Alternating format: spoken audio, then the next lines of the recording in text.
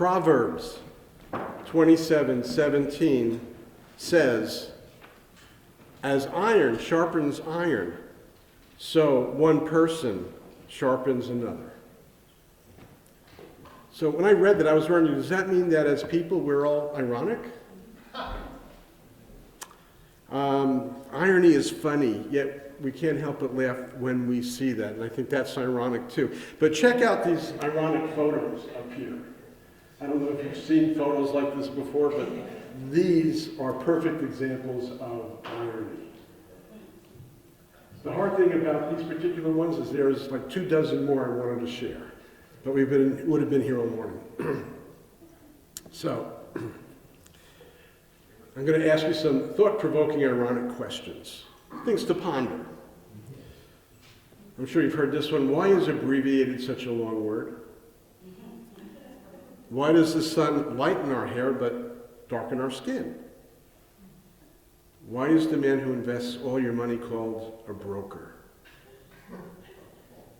Why are apartments all stuck together? Why are goods transported on ships called cargo, but on vehicles they're called shipments? So, as we ponder irony, it can make us think and consider things. It can make us focus on a central idea. It can emphasize that central idea. And that brings us to the most ironic question of all. Why is God, whom we need the most, getting kicked out of all the places where we are? Why is God getting kicked out of all the places he's needed the most? Also ironic is the disbelief in God's existence, when it's so obvious that God is working in the background through all the storms of our lives. Jesus tells us in John chapter 5, verse 17, "My Father is always working, and so am I." It means he's not resting through all the trials and tribulations and the storms and the troubles and the turmoil of our lives, or that around us. He is working. This week we're going to travel back to 5th century Persia in the Old Testament book of Esther. Now, if you've been here for the last 3 weeks, you know we've been in the book of Jonah for fun. This is occurring 400 years after Jonah. And the book of Esther reads like today's news. We're going to find heroes and we're going to find villains. We're going to find those that are seeking money, power, prestige, position. We're going to find pride, ego, and arrogance-driven confrontations. We're going to find hatred, manipulation, and divisiveness. All in this one short book. And it's ironic that there's not a single mention, not one mention of God anywhere in the book of Esther. You won't find his name mentioned. You won't find any allusions to him. He's not mentioned at all. Even as he's working nonstop, controlling all the circumstances and events, and thwarting all the evil schemes. It's a very interesting book. And in life's chaos, Romans 8, verse 28 remains a good reminder as we read this. And we know that God causes everything to work together for the good of those who love God and are called according to his purpose for them. It tells the story of Purim. Purim. That's not Purim, another drink. That's Purim. P-U-R-I-M. And the Hebrew word for lots is Pur, P-U-R, which is where we get Purim from. It's the festival of lots. Purim is the festival of lots. So called because the villains in the story cast dice, cast lots to decide the exact date that the Jewish extermination is going to occur. I like to call it the festival of irony because it's filled with irony. It's filled actually with two types of irony. One form of irony is when expectations clash with outcomes, when the results are entirely different than what we expect. And that's one form of irony. Basically, man plans and God laughs. I found that to be true in my life way too often. Man plans, God laughs. And the second is called dramatic irony, where truth becomes apparent through a person who is strikingly unaware of it and becomes caught in their own web. You've heard me use the term oblivious to the obvious over the last 3 weeks. Well, I'm going to use it again today. In this case, Somebody is oblivious to the obvious. But we'll meet the oblivious guy in just a moment or two. But just some quick background. 50 years after the second exile of the Jews, and if you don't know about that, it's all over the Old Testament. I keep telling you to please read your Bible, you'll know all about it. So 50 years after the second exile of the Jews, the Persians overthrew the Babylonians. And by the way, just in case, this was prophesied by 5 Old Testament prophets. Isaiah, Jeremiah, Ezekiel, Hosea, and Zephaniah. And of course, we know that those books were written years before this happened. So the story is that King Cyrus, at this point, allowed the Hebrews to return to Israel, but many chose to remain in Persia because it had become their home. They were now living there. They were now citizens. We get used to something, we don't want to leave. It's home. And some were hobbits, and others were fearful of the hardships and adventures of revitalizing and rebuilding a land destroyed by conflict and war. So they opted for the comfort and seemingly safety and security of their homes. They thought they were going to be safe and secure where they lived. And that's ironic because, unbeknownst to them, but I don't want to give away the story yet if you don't know it. Now, the main characters are the Persian king, Ahasuerus, whose name in Hebrew is Xerxes, which I also find ironic because Xerxes is spelled with 2 X's, but there's no X sounds whatsoever in his name, whatsoever. But then again, in our English language, if you have a speech impediment where you can't pronounce R, like Elmer Fudd, that wascally wabbit, it's called a rhoticism. Rhoticism. So if you're suffering from rhoticism, you can't say what you have. That's our society. So we have the Persian king, Xerxes, which I'm going to use his name, Xerxes, because it's easier to say than you're right, okay.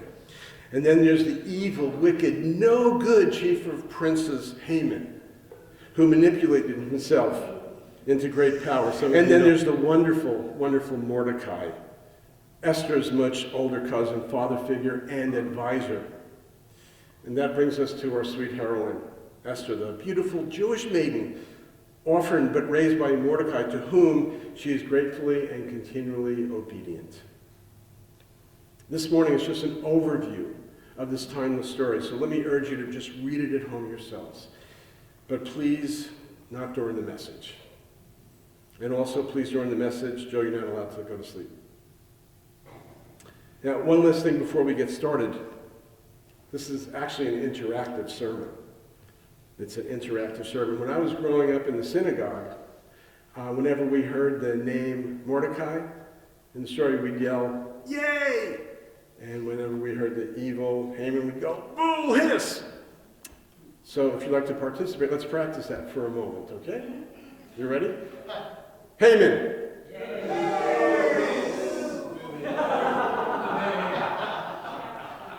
Let's try that again, just for fun, okay? Mordecai! Yay! Good, okay. How about Haman? Yay! Okay, and now without further ado, the intriguing story of Esther.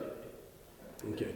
In chapter 1, we read that King Xerxes was prideful, egotistical, arrogant, and extravagant.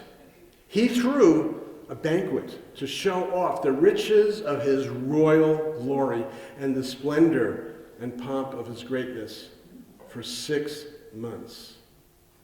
That's quite the party. 6 months. Wow. And then he followed the 6-month party with a week-long after-party that was filled with immodesty and debauchery. And the politically correct writer of Esther tells us that Xerxes was in high spirits, or merry with wine. Now, the Needleman translation would say that he was smashed. He was tanked, he was stewed, or he was hammered. Because that's probably more like the truth of the story. Now, Xerxes' queen, Vashti, was having her own little drunken party at the same time, so she was probably tipsy as well. And the pickled king, ignoring the personal modesty that culture demanded, orders Vashti to parade her loveliness before his fraternity brothers. But Vashti, perhaps emboldened by the sauce, refuses to be degraded. Whatever the reason, her disobedience brought disgrace and embarrassment to Xerxes. Ironically, one of the most powerful men in the whole world was easily disobeyed. Furious, he asked his counselors, "What's to be done? What are we going to do?" And as I read to you, ladies, remember, I'm only the messenger. Please don't shoot me for reading this. This is Esther chapter 1, verses 16 through 18. "For the queen's conduct will become known to all the women, and so they will despise their husbands and say, 'King Xerxes commanded Queen Vashti to be brought before him, but she would not come.' This very day, the Persian and Median women of the nobility will have heard about this queen's conduct, will respond to all the king's nobles in the same way. There will be no end of disrespect and discord." Ironically, these mighty men of the kingdom, those with great stature and prestige, are frightened of their wives. King Xerxes follows his counsel's advice and dethrones Vashti. And then he holds a real-life beauty pageant to find a new queen, and Esther finds herself in the running. Esther's Hebrew name is Hadassah, which means myrtle. I'm going to stick with Esther after that. Now, Uncle Mordecai... Let's practice that again. Uncle Mordecai was well aware of the dangers of being a Jew and tells Esther to keep her heritage under wraps. So Xerxes is unaware that he's fallen in love with the Jewess and makes her the new queen. Then, just like a daytime soap, a subplot occurs. Just by happenstance, Uncle Mordecai overhears a conspiracy to assassinate King Xerxes, and he tells Esther, who informs the king, and the culprits are caught and hanged. The king is exceedingly grateful and gives Mordecai official credit in the king's royal records, but forgets to actually do anything about it. He doesn't honor him, he doesn't reward him. And now we're going to move into chapter 3, which is 4 years later. Enter Haman. You like this guy? Enter Haman, a descendant of the Amalekites, the sworn enemies of Israel. Haman the egotistical, Haman the ambitious, Haman the ruthless, The ruthless manipulates Xerxes and gains great influence. He becomes Xerxes' most trusted advisor, and he gets to land the number 2 position in all the land. Xerxes commands that all will bow down to honor Haman. Okay, we can make this less interactive as of now. Because we're going to say their names a lot. But Mordecai, being a devout Jew, refused to bow down to him, so that's be akin to worshiping him. And that is strictly forbidden. Haman, the prideful, Haman, the cruel Sith Lord, took it personally. And in a rage decided that it wasn't enough just to kill Mordecai. He's going to slay the empire of all and every last rebel Jew. Let's read. This is Esther chapter 3, verses 5 through 7. When Haman saw that Mordecai would not kneel down or pay him honor, he was enraged. Yet having learned who Mordecai's people were, he scorned the idea of killing only Mordecai. Instead, he looked for a way to destroy all Mordecai's people, the Jews, throughout the whole kingdom of Xerxes. In the 12th year of King Xerxes, in the first month, the month of Nisan, they cast the pur, that is, the lot, in the presence of Haman, to select a day and a month. And the lot fell in the 12th month, the month of Adar. Haman, the devious, then bribes King Xerxes with 375 tons of silver to eradicate this pesky group. this pesky group who refuses to honor the king and his court, mainly Haman. Just so you know, that's like $250 million today. It's a lot of money. And that's probably why it sold King Xerxes on the idea, and he issues an irrevocable, an uncancelable edict, a royal edict for the annihilation of every Jew, every man, woman, and child. And then they have all their possessions possessed by the king, put into the king's treasury. But King Xerxes, he's unaware that he just signed the death sentence for his beloved queen, Esther, as well. Now, Mordecai learns of the scheme and gets word back to Esther to get the fix in with the king, but Esther is afraid. We read in chapter 4, verses 10 through 12, that Esther told Hathach to go back and relay this message to Mordecai. All the king's officials and even the people in the provinces know that anyone who appears before the king in his inner court without being invited is doomed to die unless the king holds out his gold scepter. And the king has not called for me to come to him for 30 days. Mordecai explains that even her position as queen is not going to save her. So she and her fellow Jews hold a 3-day fast before she approaches the king. She approaches the king, who just so happens, incredibly, just so happens to hold out the golden scepter to her. And she sets her strategy to save her people in motion by inviting both King Xerxes and Haman the devilish, to one of 2 banquets she's planning. After the first meal, Xerxes just happens to suffer from divine insomnia. Divine insomnia. And Ambien hadn't been invented yet, so Xerxes has the royal record read to him. There's a sleep aid.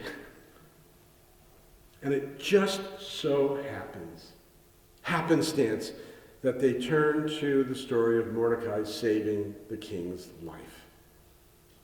Xerxes realizes that he neglected to properly reward and honor Mordecai. The irony continues, because later that morning, Haman strides in to ask the king for permission to hang Mordecai on a huge gallows that he had built in his own courtyard that was 75 feet tall. He built this just for the occasion. But, before Haman has a chance to render his request, King Xerxes asks him what should be done for a man whom the king wants to honor greatly.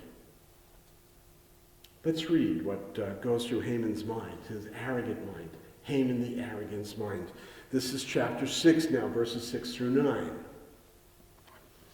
Now Haman thought to himself, "Who is there that the king would rather honor than me?" So he answered the king, "For the man the king delights to honor, have them bring a royal robe the king has worn and a horse that king has ridden, one with a royal crest placed on its head. This is the highest honor you can have in the land at this time." Going on, "Then let the robe and horse be entrusted to one of the king's most noble princes. Let them robe the man the king delights to honor and lead him on the horse through the city streets, proclaiming before him, 'This is what is done for the man the king delights to honor.'" Haman, the pridefully self-absorbed, thinks the king wants to honor him. But it's actually Mordecai being lauded. I love this. Are you getting the irony here? Mordecai, the man who refused to bow down to Haman the haughty, isn't getting hung, but he's being given the greatest of honors. Haman has to proclaim Mordecai to the kingdom. I just love God's sense of irony and his sense of humor. Okay, let's skip to the finale. At the second banquet, Queen Esther begs the king to save her life and the Jewish people in front of Haman the mortified. Esther explains to the unsuspecting King Haman the connivers unsuspecting king, Haman the conniver's plot. Let's read. We're now in chapter 7. This is verses 5 through 10. Who would do such a thing, King Xerxes demanded? Who would be so presumptuous as to touch you? Esther replied, this wicked Haman is our adversary and our enemy. Haman grew pale with fright before the king and queen. Then the king jumped to his feet in a rage and went out into the palace garden. Haman, however, stayed behind to plead for his life with Queen Esther, for he knew the king intended to kill him. In despair, he fell on the couch where Queen Esther was reclining, just as the king was returning from the palace garden. The king exclaimed, will he even assault the queen right here in the palace before my very eyes? And as soon as the king spoke, the attendants covered Haman's face, signaling his doom. Then Harbona, one of the king's eunuchs, said, Haman has set up a gallows that stands 75 feet tall in his own courtyard. He intended to use it to hang Mordecai, the man who saved the king from assassination. We can see which side Haman's on, huh? Then hang Haman on it, the king ordered.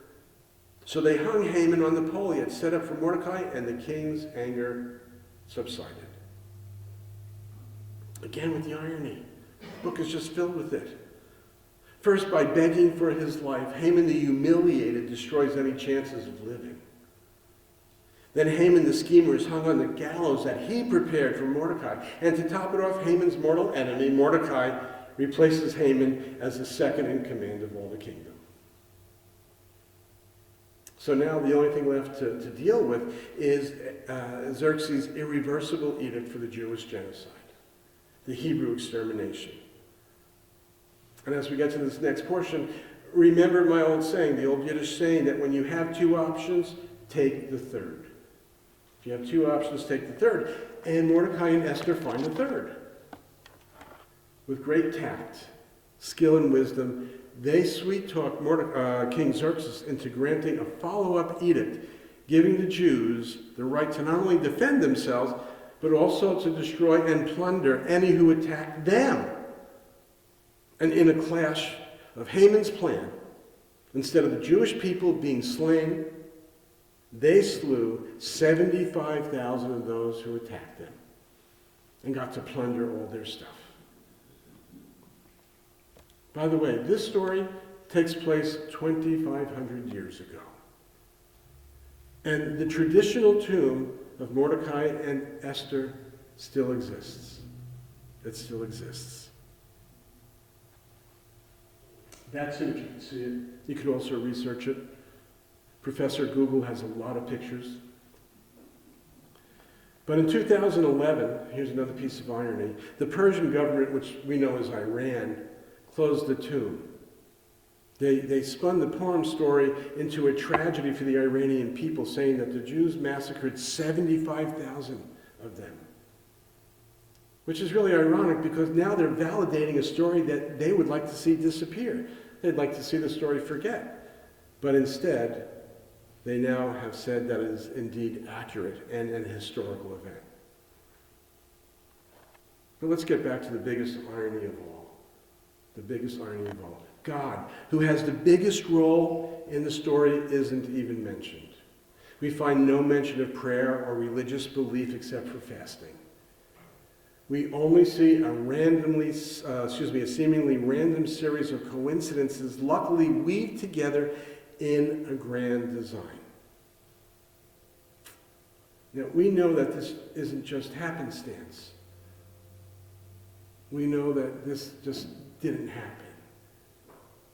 That indeed these were Godcidences, not coincidences. These were Godcidences. And over throughout the book, we see the invisible finger of God intervening and orchestrating events in unseen ways as he delivers his people from extermination. And although it's never stated, it's obvious that he's indeed in control of the entire saga. Listen, God is sovereign. Chance is not. God is sovereign. Happenstance is not. God is sovereign. God is in charge. Just as we read in Proverbs 16:33. And this was written hundreds of years before Purim. The lot is cast into the lap, but its every decision is from the Lord. The New Living Translation says, we may throw the dice, but the Lord determines how it will fall. The Living Bible, we toss the coin, but it is the Lord who controls its decision. And the Message, make your motions and cast your votes, but God has the final say. Whichever way you want to say it, God is sovereign. Chance is not. So, let's review the major just so happens, the coincidences. We find a deposed queen and a beauty pageant that brings a hidden beauty to the king's attention. Mordecai hears a plot and can now get word to King Xerxes through Esther. Divine insomnia after a meal serves to remind King Xerxes of the unrewarded Mordecai. That eventually leads to Haman's permanent downfall. And those on the verge of genocidal annihilation instead prosper. So what's our takeaway? What's our takeaway lesson from the Esther story? First and foremost, God is in charge. Whether seen or unseen, evident or not, God is in charge. And in the middle of it, we may not be able to see it. From Mordecai, we learn about godly character, loyalty, patience, persistence, integrity, and trust in the Lord. By the way, Mordecai was my dad's Hebrew name, and it means warrior. From Haman, we see that placing personal desires and agendas before the good of others brings downfall and destruction. For Haman himself, destruction, downfall, but also for his family and 75,000 others. Now's a good time to remind you, when we serve God, it's always about others. When we serve God, it's always about others. But sinful disobedience is only about serving ourselves and our own pride and ego. Our own pride and ego. And pride and ego tricks us into believing the lie that we don't need God. We got this. I can handle it. It tricks us into thinking that we are better than we are. That we have no need of growing and maturing spiritually and emotionally because we're fine just the way we are, thank you. Even if Jesus, God, the Bible tells us that's not true. So please be wary and don't underestimate what pride and ego can do, how destructive and distorting it can be. And please be aware and wary of, beware the devil's little whispers saying, oh, you're great. You don't need God. Because we each need God. You all know who C.S. Lewis is? Though he embarrassed Roman here. He does a lot of translating of C.S. Lewis into Egyptian, right? C.S. Lewis defines pride and ego as ruthless, sleepless, unsmiling concentration on the self. It gets no pleasure in having something, only out of having more of it than the next man. We say that people are proud of being rich or clever or good-looking, but they're not. They're proud of being richer, cleverer, or better-looking than others. Let's get to Esther, because that's on the other hand. From Esther, we learn about humility, obedience, acceptance, trust, and patience. One article says that, like Esther, many of us found ourselves in unpleasant, painful, or difficult circumstances. But unlike our Jewish heroine, often our natural inclination is to try to find our own way out of those circumstances. I got this, Lord. I don't need you. going on. And sometimes when that's not possible, we become angry or bitter. That sound like Jonah? Angry and bitter? Jonah and the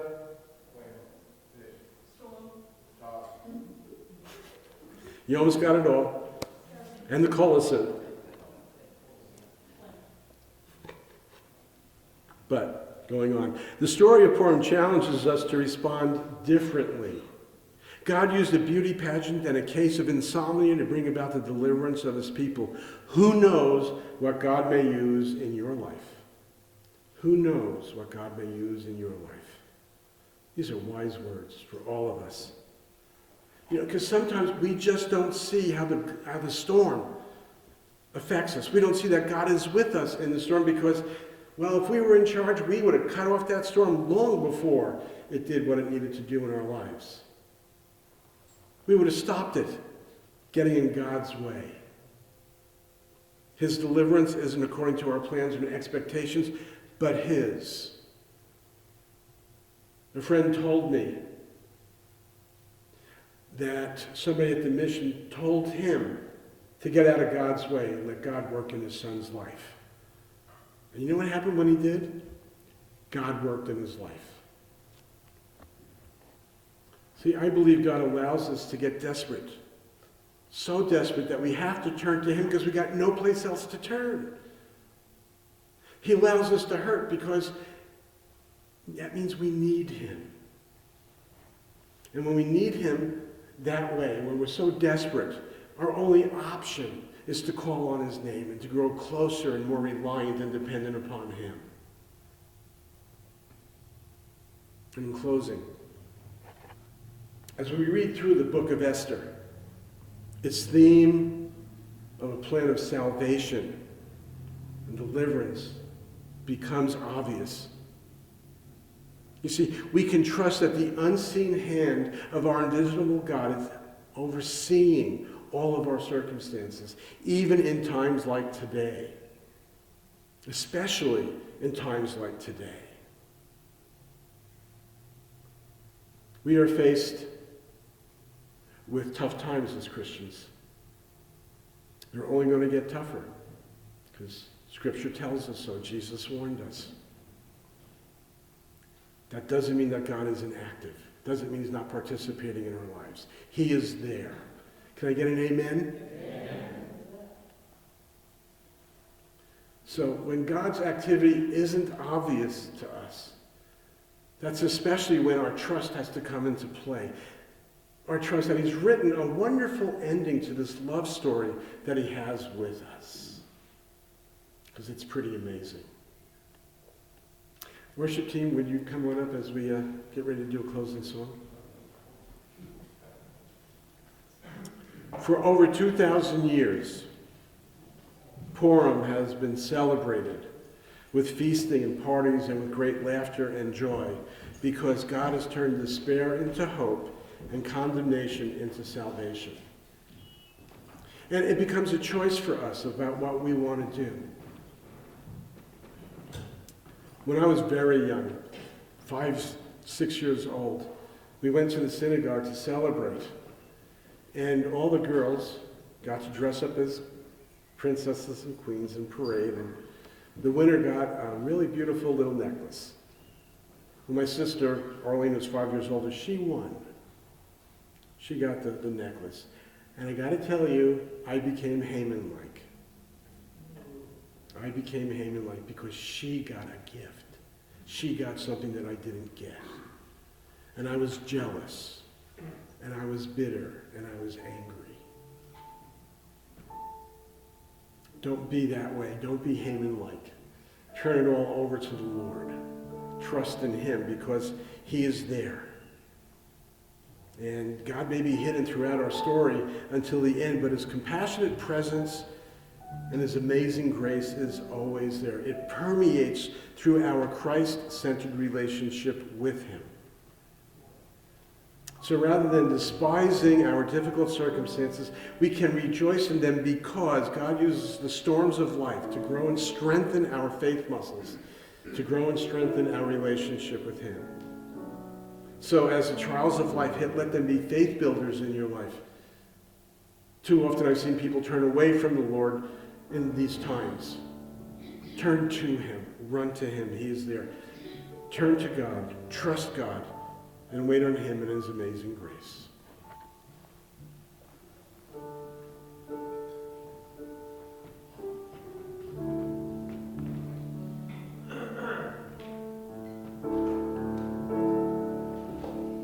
Would you stand with us?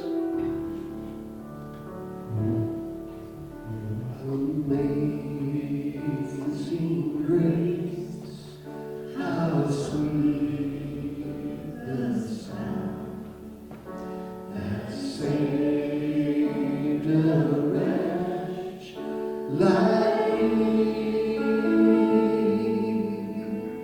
I once was lost, but now am found. Was blind, but now I see. 'Twas great that dawn.